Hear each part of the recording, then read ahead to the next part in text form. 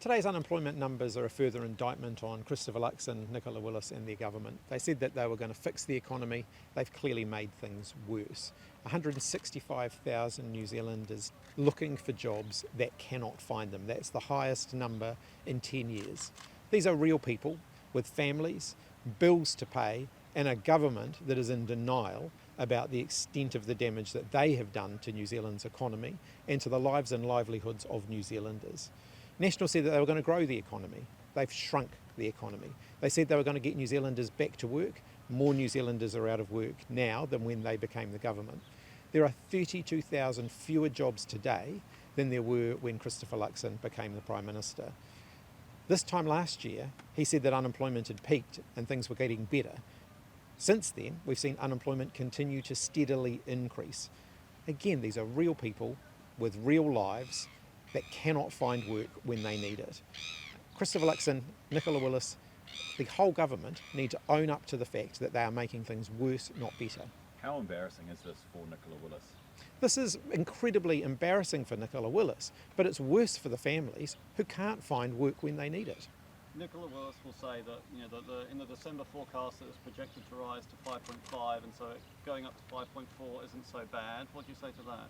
Well, the Treasury predictions suggest that unemployment has yet to peak. Nicola Willis has made things worse rather than better. Can she spin her way out of it? I don't think the government can spin their way out of this. They've been saying for over a year now that unemployment had peaked and that things were getting better, that there were green shoots in the economy, and for so many New Zealand families things have continued to get worse. Is that the sort of aspiration we should reach to? Oh, it's not as bad as what Treasury predicted? Well, the National Party are more interested in spin and excuses and blame than they are in actually making life better for New Zealanders. The press release said 15,000 extra jobs. She was celebrating it. That was the headline of her press release. There are 32,000 fewer jobs today than there were when Nicola Willis became the Minister of Finance. It's about time she stopped living in denial and started to accept responsibility for the consequences of her decisions. So what then does she need to do? Well, the government needs to focus on job creation and getting New Zealanders back to work. They could start in the infrastructure arena, where they've said that they're going to get things moving and they're going to build things, and all they've done so far is cut government spending on infrastructure. And how do you think this squares with their moves on welfare? Well, they said that they were going to have fewer people on job seeker benefits, that they'd make life more difficult for people on job seeker benefits. They're making life more difficult for people on job seeker benefits by making it harder to find a job while they punish those very same people. And can I ask you about Penny Henare and what's happened there? So can you sort of run us through what happened yesterday? Why weren't you able to say what everyone already knew? Do you accept that you'd made a bit of a meal of that stand-up yesterday? Well, Penny and I had discussed it. He said that he wanted to make his announcement on Te Kara Day. That was happening at 4 o'clock, and I respected that, and I wanted to honour that he indicated that's where he wanted to announce to the New Zealand public that he was not going to stand again. Unfortunately, someone jumped the gun and put that information out there a bit earlier than that. So, yep, I'll own that wasn't as tidy as it could have been. Shane Jones says he wants to hear the full story. Is there more to it? Oh, Shane Jones is just doing what Shane Jones does and mischief making. Shane Jones was also demanding to know the inner workings of the New Zealand Labour Party. He left the New Zealand Labour Party over 10 years ago. So there's nothing more to come on the Kumara vine?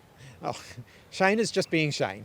And just on the timing of Penny's exit, so what's the deal with that? Why is it only a couple of weeks? Has he got another job? Is he looking for another job? Or can you explain what's happening there? We haven't confirmed an exact date. Penny wanted to indicate to his family, to his constituents, to New Zealand here at Waitangi that he was not going to be standing again. Nominations have now closed, for Labour, and Penny has not nominated. So he wanted to get that out there. He's still working through the next steps, and fair enough. Was there any disagreement about list placement, for example? Penny made this decision over the summer. We had a conversation before Christmas where he'd already indicated to me after the Tamaki Makaurau by-election, so some time ago, that he wasn't sure that he wanted to go through that again. He's run in that seat twice. He's been very open, and I spoke very openly about this yesterday, that was a real struggle for him, that losing that by-election hit him quite hard. So it didn't come as a surprise. And he wanted to make his decision, clear to people here at Waitangi, but he's still working through the next steps. Is Have he you going to be given him walking any on? indication that he might have a high list placing or he might be lower or any of that? Those are all hypothetical questions. Penny's made the decision that he's not standing again, so all of that becomes completely irrelevant. Is he going to be walking on with Labor tomorrow, or is he going to be part of the haukanga? Generally, in the time that I've been here, Penny's often sat on the Ngāpuhi side, and I understand that's what he's going to be doing tomorrow. That's nothing unusual. I think year before last he did that. Last year he was with us. A few years prior to that, so he's switched. He's sat on both sides. So there's nothing particularly unusual about that. And what about And tomorrow? he wants to sit with his family tomorrow. His whānau tomorrow. And given the announcement he made yesterday, I can completely understand that, and I fully support him to do that. Would the party have been supportive had Penny wanted to contest Tamaki Makaurau again? Would the party have endorsed that? Those are all very hypothetical questions. One of the things that I do know is that if someone's got doubts about whether they want to do it, that's something you need to take really seriously. If you want to stand in one of those seats, you've got to be absolutely hungry for it. And Penny was indicating pretty much from after the by-election that was something that he was really struggling with. But you'll be able to answer whether, post the by-election, Labor was standing by Penny if he wanted to have another go at it in 26. I think you can see that, that's a hypothetical question, and it's kind of an unfair hypothetical question because Penny ultimately decided that he didn't want to contest it. Well, it's more about speaking to the party, whether the party would have endorsed him to have another go, or didn't think that he could win, and so wouldn't have supported that. Well, that obviously we never got to that question because Penny decided that he was going to stand down. So the party never considered that. To endorse or express confidence in Mr. Hindaro. I reject that question. I think what Adam's trying to get at is it possible that Penny felt that Labor wouldn't back him? That's not the reason that Penny's decided not to stand. Penny decided not to stand because he decided, and he set this out yesterday himself, that he just didn't have the hunger for that after 12 years in Parliament, that he wanted to step back from politics, focus on his family. All of our families make huge sacrifices when we're in politics. Focus on his own well-being. He's had a rough time. Focus on his future. And I completely understand that. Would you call him a mate? Is he a mate of yours? Yeah, Penny's been a good friend. And, I find any resignations from Parliament, with my colleagues challenging. I'll be totally open about that. It's not easy when your friends move on. It is what it is. Is it disrespectful of Shane Jones to politicise his resignation like this? Is it disrespectful to Penny's mana? Those are really questions for Shane. Shane is just being Shane. I think they're desperately trying to distract attention from away from events that may well unfold in the next 24 hours when the government are going to be in the spotlight, and that's probably not going to turn out very well for them. It's a weird thing to be doing though, isn't it? There's no truth to it, isn't it? Well, Shane if you ask me to explain every weird thing Shane Jones ever does, we could be here for quite a while. There's a bit of speculation circling online and in these kind of circles that Moko Tapania has put himself forward for Labor, or will be putting himself forward for Labor. Can you speak to that? So nominations have closed. We don't comment on nominations. Even after nominations close, there's still a process. So where there's more than one nomination, there's obviously a selection. Even where there's one nomination, there's still a confirmation process. And we comment on nominations after that next step in the process is complete. Do you think Moko Tapania would be a good Labor MP? I don't speculate on those until selections are complete. Because that's not, basically, where there's a contest within the party, or even not a contest, the local electorate committees still get to make the final call.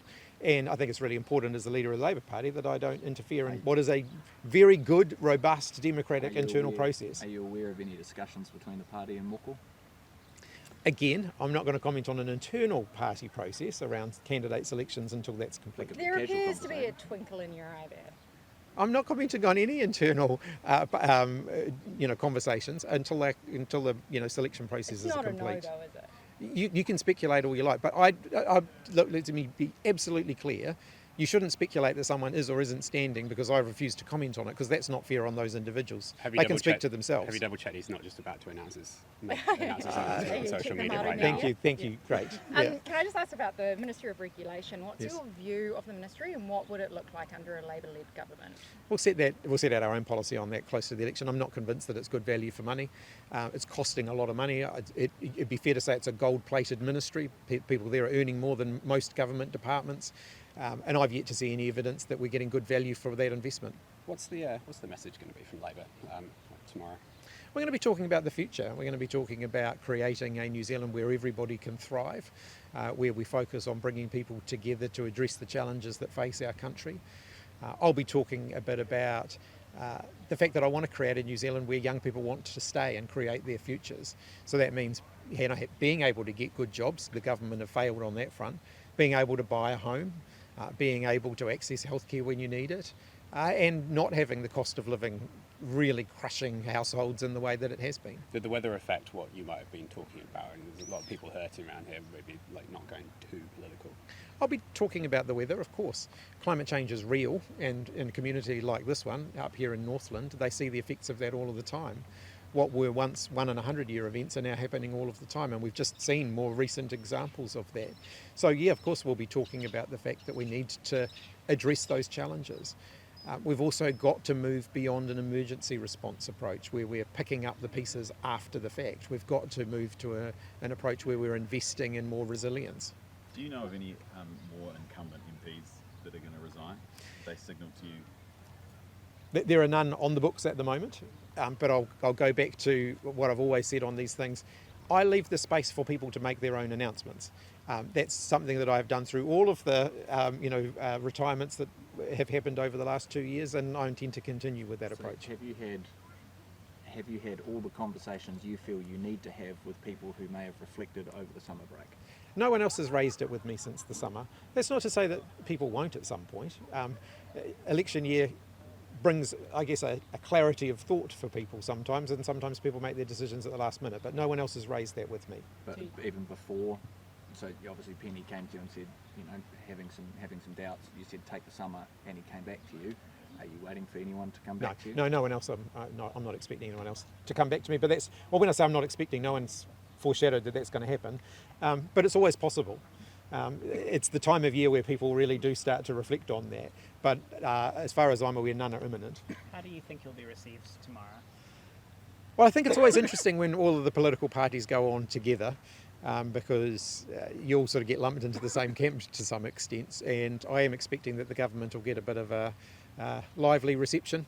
So to some extent, we'll just see how that all unfolds. Your meeting yesterday with the iwi Chairs Forum, how did that go? Did you find common ground with them? It was a constructive discussion. It was sort of a relatively rapid fire session. It was only an hour. There were 4 politicians speaking to them, so there's a limited opportunity for extensive dialogue there. But it was a constructive conversation. Tama Portaka says it was interrogative, the iwi leaders' discussion today. What do you make of that word, interrogative? Well, of course, I wasn't in his session with them, so he can really speak for himself. I couldn't comment on a session that I wasn't part of. He said it was also contentious. Would you describe your session yesterday as contentious? No, the session yesterday was very much focused on the future. Probably the most contentious comments came from Shane Jones, who seems to have joined the opposition when it comes to these things these days. Do you think that this is an anti... For Labor, I'll set out a reshuffle in the next week or two. Do you think this is an anti-Māori, anti-treaty government? Certainly an anti-treaty government, and therefore, I guess by extension, you could say anti-Māori government. Would your government roll back any legislation that is deemed to be anti-Māori, anti-treaty? We've already said that we'll be rolling back the Treaty Principles Bill. Let me get that right. We've opposed the Treaty Principles Bill. We will be rolling back the Regulatory Standards Bill. That's something that Māori have expressed very strong views about, as have other New Zealanders as well. I will be putting a stop to this ongoing removal of treaty references from the statute book. I don't think the government really understand the consequences of what they're doing in doing so. They're actually opening up a whole lot of areas that previously had been settled, and they're opening up the Crown to a whole lot of additional potential legal challenges in doing so, and they're just not being upfront with people about that. Would you reintroduce the treaty obligation education for school boards and the inclusion of Te Reo Māori in the phonics? So the inclusion of Te Reo Māori in phonics was not a legislative requirement. Do I want to ensure that Te Reo Māori is reflected in our school curriculum? Absolutely. And I am concerned that the government are heading in the other direction with that. Things like removing all Te Reo Māori words from, English language workbooks, I think is just a big step back for New Zealand. As a parent myself whose kids are going through school, I've got no problem with Te Reo Māori being integrated into the English language curriculum. I think it's really healthy for New Zealand. In terms of the obligations around school boards, I think school boards should, pay attention to the treaty. They should make sure that they're providing a good, equitable education for all of their students, including for Māori students. In terms of specific legislative change, we'll set that out in due course. When you say rolling what makes back- this government anti-treaty? What makes this government anti-treaty? Well, trying the Treaty Principles Bill is a really good example of But it. that got killed. Well, Christopher Luxon and Winston Peters both said before the election they wouldn't support it, and then they ended up voting for it and creating a very, very divisive debate. I think that does put the government firmly on the anti-treaty side of the ledger. So one bill that didn't pass makes them anti-treaty. They're pledged to remove all references to the treaty from other legislation, their removal of Te Reo Māori from school, their banning of dual language, the use of Te Reo Māori on street signs and on government department names and things like that, or their deprioritising of it. The fact that they're having passports redesigned just so that they can reorder the words, all of these things are just a big step backwards for New Zealand. When In you terms say of ro- two sorry, when you specific roll back- legislative changes that have gone through, the marine and coastal area amendments and the removal of Section 7AA from the Oranga Tamariki Act, would Labour seek to reverse those changes?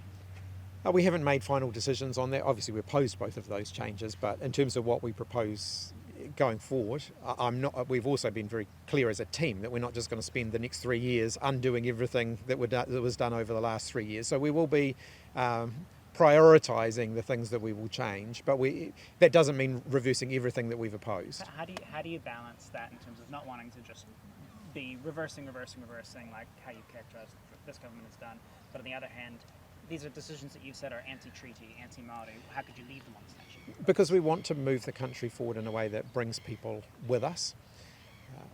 One of the things that I said to the treaty, to the iwi Chairs Forum yesterday was, where any government moves too quickly and doesn't bring people with them, you run the risk that the pendulum swings back further in the other direction on the next political cycle, and I don't want to see that continue. So we will be focused on sustainable change that brings people along, so that this ongoing, one government passes something, another government repeals it, and then it goes backwards and forwards. I think in this space, that's relatively new, and I want to put a stop to it, because for about 40 years prior to that, we did have a reasonable amount of cross-party consensus on resolving past injustice and moving forward, and I hope we can get back to that. Doesn't that let the government lock in the change that you characterise as anti-treaty, anti-Māori? I'm still hopeful that after the election, should they lose, and that's my goal obviously, the National Party will return back